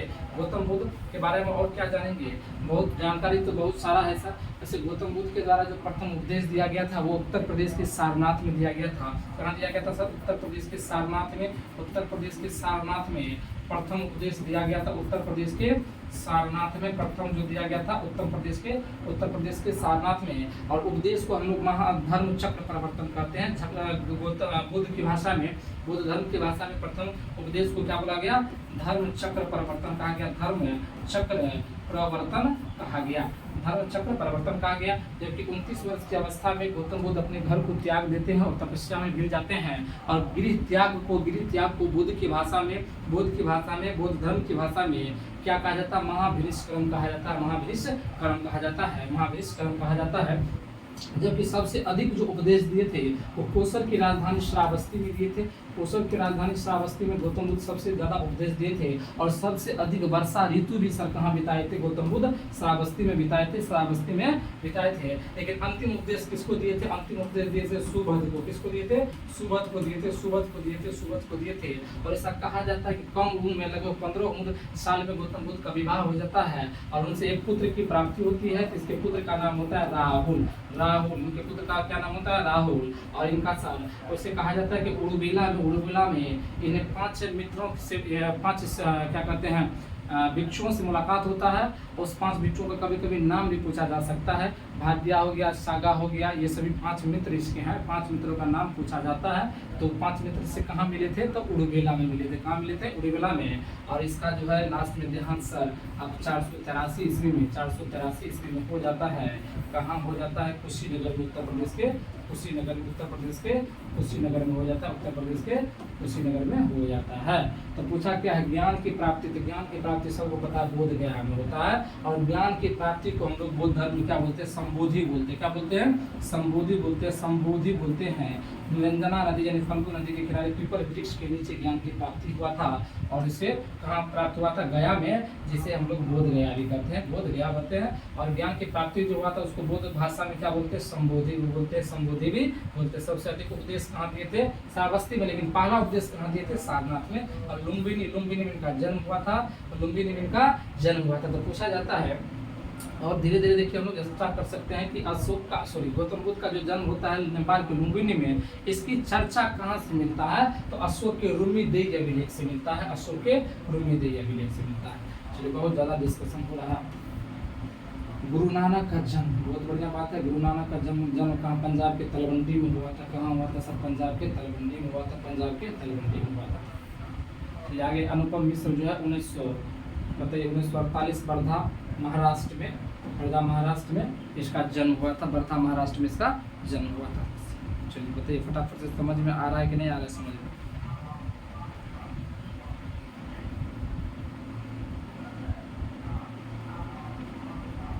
आगे बढ़ जाए। 22 जनवरी 1905 को सर आपको पता होना चाहिए कौन सी घटना हुई थी? तो खूनी रविवार हुआ था। और ये रूस में हुआ था। कहाँ हुआ था? रूस में हुआ था। रूस में हुआ था खूनी रविवार। चलिए, 2 वर्षों के मेल गए, 2 वर्णों के मेल के अत्याचार का संविधान हिंदी कहाँ से आ गया? बुझा हुआ चूना, बुझा हुआ चूना का सूत्र क्या है? तो सबको पता होना चाहिए। बुझा हुआ चूना पूछा है तो CaOH2। अब बिना बुझा हुआ चूना पूछेगा, बिना बुझा हुआ जब चूना पूछेगा तो कैल्शियम ऑक्साइड हो जाएगा, कैल्शियम कार्बोनेट यानी संगमरमर का सूत्र, संगमरमर का सूत्र हो जाएगा चूना पत्थर का सूत्र। CaOCl2 विरंजक चूर्ण का सूत्र किसका है? विरंजक चूर्ण का, जिसे ब्लीचिंग पाउडर भी बोलते हैं, जिसे ब्लीचिंग पाउडर भी बोलते हैं। आगे बढ़ जाइए। विद्युत धारा का ऐसा मात्रक क्या है? तो विद्युत धारा का ऐसा मात्रक एम्पियर है। यानी I बराबर क्या होता है सर? Q/T होता है। Q मतलब आवेश, आवेश को नापते हैं कूलम में, और समय को नापते हैं सेकेंड में, समय को नापते हैं सेकेंड में। तो कूलम प्रति सेकेंड मतलब क्या हुआ? एम्पियर। क्या हो गया सर? एम्पियर। एम्पियर। विद्युत धारा का ऐसा मात्रक क्या है? एम्पियर है। विद्युत धारा का ऐसा मात्रक क्या है? एम्पियर है। एम्पियर है। और विद्युत धारा बेसिकली कौन सी राशि है? अदिश राशि है। अदिश राशि है। लेकिन जब हम लोग 11th में जाके पढ़ते हैं तो विद्युत राशि टेंसर क्वांटिटी हो जाएगा। टेंसर क्वांटिटी हो जाएगा। अब कैसे होगा टेंसर क्वांटिटी? वो तो वहाँ जाके हम लोग बताएंगे टेंसर क्वांटिटी किसको कहते हैं। जबकि रेजिस्टेंस का, प्रतिरोध का ऐसा मात्रक, प्रतिरोध का ऐसा मात्रक ओम होता है। और विभवांतर का ऐसा मात्रक वोल्ट होता है। विभवांतर का ऐसा मात्रक वोल्ट होता है। पावर का सर ऐसा मात्रक, शक्ति का ऐसा मात्रक क्या होता है? वाट होता है। क्या होता है? तो वाट होता है। बल्ब का फिलामेंट किसका बना रहता है? तब टंगस्टन का बना रहता है। किसका बना रहता है? टंगस्टन का बना रहता है। टंगस्टन का बना रहता है। भारतीय रिजर्व बैंक को पहले बहुत बढ़िया CD देशमुख थे। कौन थे? CD देशमुख थे। CD देशमुख थे। लेकिन मोरारजी देसाई, आपको पता होना चाहिए कि मोरारजी देसाई के शासनकाल की घटना कई सारे आपको पता होना चाहिए। इसी के समय में आपको जो है आपको पता होना चाहिए। बताइए कौन सा घटना हुआ था? कमेंट बॉक्स में फटाफट से कीजिए। न्यूटन में कितना? 1 न्यूटन में 10 की पावर 5 डेन। 1 न्यूटन में कितना? 10 की पावर 5 डेन। 10 की पावर 5 डेन। 10 की पावर 5 डेन। 10 की पावर 5 डेन। 10 की पावर 5 डेन होगा। आगे बढ़ जाइए sir. Red data book, red data book किसके द्वारा जारी किया जाता है? IUCN एक संस्था है, इसके द्वारा रेड डाटा और जितने भी विलुप्त प्राणी है उसका एक रिकॉर्ड रखा जाता है। कहाँ सर? रेड डाटा बुक में। कहाँ सर? रेड डाटा बुक में। विलुप्त हो रहे प्राणियों का जो रिकॉर्ड है उसको कहाँ रखा जाता है? रेड डाटा बुक में, रेड डाटा बुक में सर। चलिए फटाफट से बताइए। पटना में सर, पटना में 1664 में सर दर्शकों के द्वारा पहला व्यापारिक कोठी भी खोला गया था पटना में। कहाँ? पटना में। वन अनुसंधान केंद्र कई बार आ चुका है देहरादून में, कई बार का ये क्वेश्चन आया हुआ है देहरादून में। कहाँ होगा? देहरादून में होगा सर। गुलामगिरी, गुलामगिरी की पुस्तक को किसने लिखा था? ज्योतिबा फुले के द्वारा 1872 में। ये क्वेश्चन भी रिपीटेड है, ज्योतिबा फुले के द्वारा 1872 में। आर्य समाज की स्थापना 1875 ईस्वी में किया गया था। कब किया गया था? आर्य समाज की स्थापना 1875 में किया गया था स्वामी दयानंद सरस्वती के द्वारा। किसके द्वारा? स्वामी दयानंद सरस्वती के द्वारा सर। सिंधु घाटी सभ्यता के किस स्थल से जल संरक्षण, बहुत बढ़िया, जल निकासी प्रणाली धोलावीरा से। कहाँ से सर? धोलावीरा से, धोलावीरा से, धोलावीरा से। और इसी धोलावीरा को 2011 में विश्व विरासत सूची में शामिल किया गया था, धोलावीरा से। जबकि जब लोग कालीबंगा की बात करेंगे तो यहाँ से जोते हुए खेत का प्रमाण मिला है, जोते हुए खेत का प्रमाण, जोते हुए खेत का प्रमाण, खेत का प्रमाण, जोते हुए खेत का प्रमाण कहाँ से मिला है सर? जोते हुए खेत का प्रमाण कहाँ से मिला है? कालीबंगा से। और कालीबंगा है कहाँ? राजस्थान में। और कालीबंगा का मतलब होता है काली रंग की चूड़ियाँ। क्या होता है सर? काली रंग की चूड़ियाँ, काली रंग की चूड़ियाँ होता है, काली रंग की चूड़ियाँ होता है। और ये किस नदी पर है सर? घग्गर नदी पर है, घग्गर नदी पर है। यदि बात करेंगे धोलावीरा का, तो धोलावीरा की खोज किसने किया था? RS विस्ट के द्वारा, जेपी जोशी और RS विस्ट के द्वारा किया गया था। जेपी जोशी और RS विस्ट के द्वारा किया गया था, RS विस्ट के द्वारा किया गया था, RS विस्ट के द्वारा किया गया था। धोलावीरा से ही सबसे बड़े खेल के स्टेडियम के प्रमाण मिले हैं। खेल के स्टेडियम के प्रमाण भी कहाँ से मिले हैं? स्टेडियम के प्रमाण भी कहाँ से मिले हैं? धोलावीरा से मिले हैं, धोलावीरा से मिले हैं, धोलावीरा से मिले हैं। क्योंकि मोहनजोदड़ो का मतलब मृतकों पर टीला होता है। और मोहनजोदड़ो से आपको पता होना चाहिए कि शिव के मानव रूप की पूजा करते हुए आज दिखाया गया है और प्रमाण वहीं से मिला है। लैसोसोम की खोज डी डुबे के द्वारा किया गया था। डी डुबे के द्वारा लैसोसोम की खोज किया गया था। और लैसोसोम की खोज डी डुबे है। और लैसोसोम को हम लोग आत्महत्या की थैली कहा जाता है। आत्महत्या की थैली भी किसे कहते हैं? आत्महत्या की थैली किसे कहा जाता है? लैसोसोम को कहते हैं, लैसोसोम को कहते हैं। किसको सर? इसमें सर एक आपको पता होना चाहिए, इसके कोशिका में सर एक हाइड्रोलाइटिक एंजाइम भरा रहता है, हाइड्रोलाइटिक एंजाइम भरा रहता है। और हाइड्रोलाइटिक एंजाइम जब फट जाता है तो जिस कारण से ये अपने कोशिका को ही मार देता है, इसीलिए इसे आत्महत्या की थैली कहते हैं, आत्महत्या की थैली कहते हैं, आत्महत्या की थैली कहा जाता है। आपातकाल के समय कौन सा मौलिक अधिकार लागू रहता है? अनुच्छेद 20 एवं 21 हमेशा लागू रहेगा।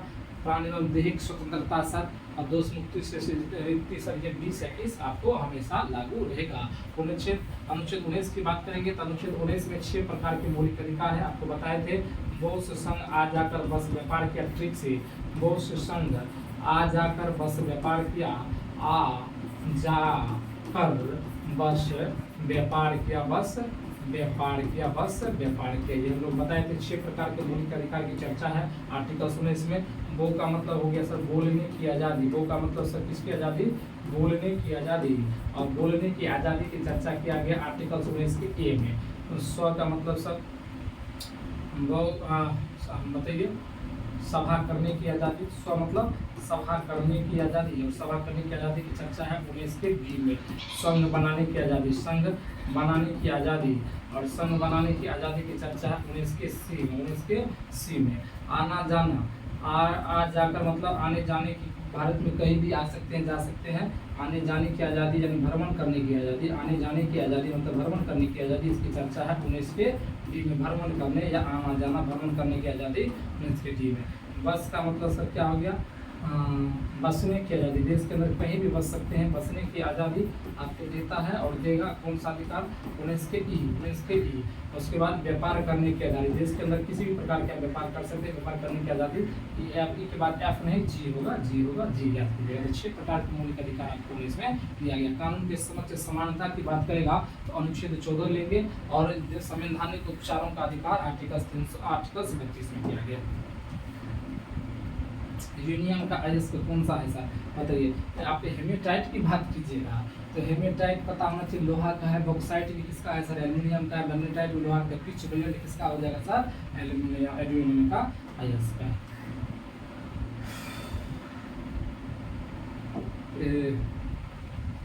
चलिए तो क्या करें, कितना हो गया सर क्वेश्चन?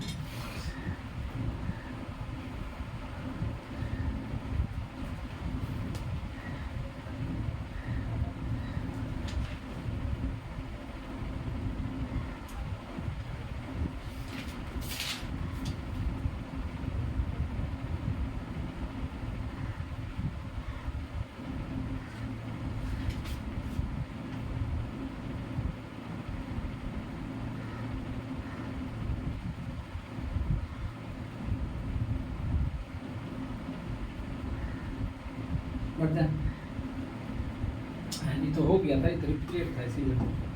नरसिंह मोहम्मदी आग बुझाने के लिए किस गैस पदार्थ को बताया कि आग लगाने के लिए का ऑक्सीजन का, तो बुझाने के लिए कार्बन डाइऑक्साइड का, बुझाने के लिए कार्बन डाइऑक्साइड का। दक्षिण भारत की सबसे ऊंची चोटी पूछेगा सर, ये दक्षिण भारत की यदि सबसे ऊंची चोटी पूछेगा दक्षिण भारत की, तो वो है सर अनाईमुडी, जो कि इस पहाड़ी की सबसे ऊंची चोटी है अन्नामलाई। कौन सी पहाड़ी की? अन्नामलाई। अन्नामलाई और अन्नामलाई बेसिकली केरल और तमिलनाडु के क्षेत्रों में मिलेगा पहाड़ी, दक्षिण भारत की सबसे ऊंची पहाड़ी है। और इस पहाड़ी की सबसे ऊंची चोटी है अन्नामलाई पहाड़ी की सबसे, अन्नामलाई पहाड़ी की सबसे जो ऊंची चोटी है, सबसे ऊंची चोटी है, उस ऊंची चोटी का नाम है अनाईमुडी। क्या नाम है?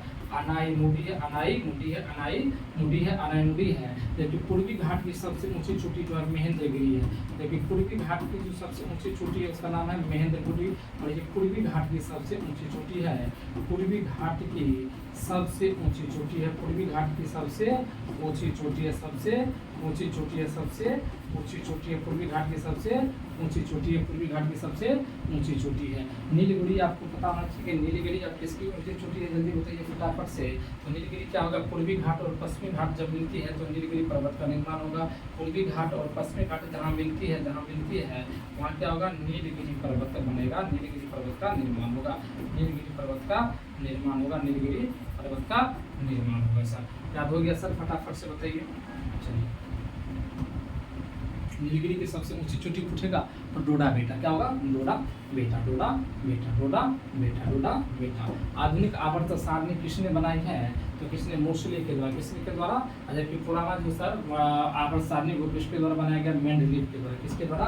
मेंडलीव के द्वारा। और आधुनिक आवर्त सारणी में यदि पूछा जाएगा तो कितने सर? 118 तत्व है, 118 तत्व है। और 118 तत्व में आपको पता होना चाहिए सर, आपको इसी में sir metal, non metal, मेटलाइट, semi metal सब है, सब आपको पता होना चाहिए, सब आपको पता होना चाहिए सर। पक्की बात है सर। 18 को ग्रुप है, सबको पता है 18 इसमें ग्रुप है, और 7 इसमें क्या है? पीरियड है, जिसे आवर्त बोलते हैं। 7 आवर्त है, 7 आवर्त है। पक्का। पौधों से जल, पौधों के जल से खनिज लवण, पौधे के विभिन्न जल से देखिए भोजन तथा खनिज लवण पहुंचाने का काम किसके द्वारा किया जाता है? तो फ्लोएम ऊतक के द्वारा। किसके द्वारा? जल तथा खनिज लवण, सॉरी, जल तथा खनिज लवण पहुंचाने का काम जाइलम के द्वारा। किसके द्वारा? जाइलम के द्वारा। और भोजन पहुंचाने का काम, भोजन पहुंचाने का काम, भोजन संग्रह, भोजन जो है परिवहन का काम कौन करेगा? पौधों के अंदर कौन सा ऊतक करेगा? फ्लोएम। और जाइलम एक ऊतक है सर, और जाइलम ऊतक 4 प्रकार की कोशिकाओं से मिलकर बना रहता है। कितने प्रकार के? 4 प्रकार की कोशिकाओं से मिलकर बना रहता है। एक होता है सर, तो इस जाइलम फाइबर्स है, जाइलम पेरेन्किमा है, सिट्यूस कंपेनियन से है, 4 प्रकार की कोशिकाओं से मिलकर बना रहता है। उस प्रकार से फ्लोएम ऊतक भी 4 प्रकार की कोशिकाओं से मिलकर बना रहता है। चलिए, निकट दृष्टि दोष के निवारण के लिए अवतल लेंस का है, अवतल लेंस का इस्तेमाल करते हैं। कितना याद आपको रखने के लिए। कालबेलिया उस दिन भी बताए थे कि सांप के द्वारा जो डांस किया जाता है, सांप का एक डांस होता है जो राजस्थान में किया जाता है। कहाँ सर?